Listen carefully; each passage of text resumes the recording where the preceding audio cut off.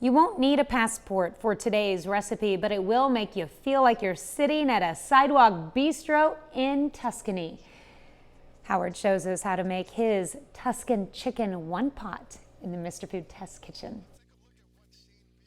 But I want you to close your eyes and imagine you're having dinner al fresco style in a small bistro in Tuscany.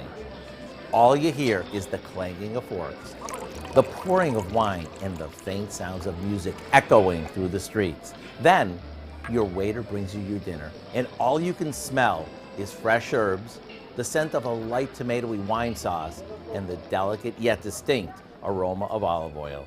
Okay, now open your eyes. If this sounds good to you, then you're gonna love what we're making today. It's a Tuscan-style chicken dish that goes together like this.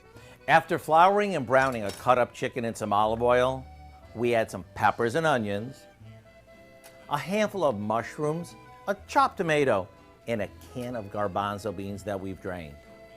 To bring all this together, we top this with some marinara sauce, a bit of water, some white wine, and a few fresh herbs. After this cooks down for a bit and all the flavors come together, we'll take the chicken out and stir in some fresh cream. Mamma mia, does this look good or what? If only you could smell the aroma. Well, you can.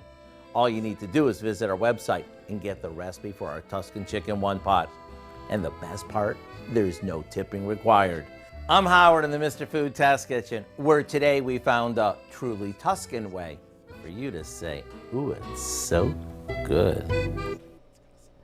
You can find this recipe along with a lot more good food from the Mr. Food Test Kitchen online. Just go to our website at KOAMnewsnow.com. Here's a look at our 4-state market prices.